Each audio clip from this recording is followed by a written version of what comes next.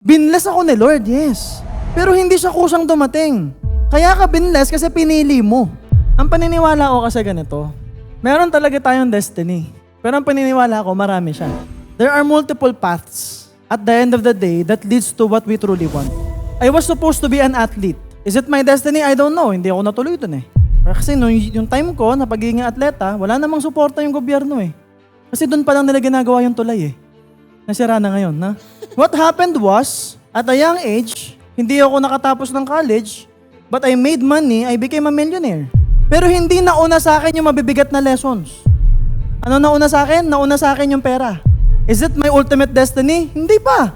Bakit? Kasi binawi lahat yan sa akin eh. Binigyan ako ng depression, kinalbo ako ni Lord. Pinapangit yung balat ko. Yung likod ko, puro sugat yan. Ngayon, na-build yung pagkatao. So, na-discover ko yung sarili ko and then boom, ang dami kong choices. But the thing is, feeling ko ang paniniwala ko, basta tama yung ginagawa ko, tinuloy ko, consistent ako, pwedeng dito pa rin mag-lead eh. Nagkataon lang na ito yung mas malapit na path. But at the end of the day, makakarating ka dito. Pwedeng magkakaiba lang yung sinakyan mo. Kung gusto mong pumunta ng Baguio, pwede kang sumakay ng e-bike, sumakay ng jeep, sumakay ng tricycle, sumakay ng van, o sumakay ng Porsche. But you have a choice. Anong vehicle yung pipiliin mo?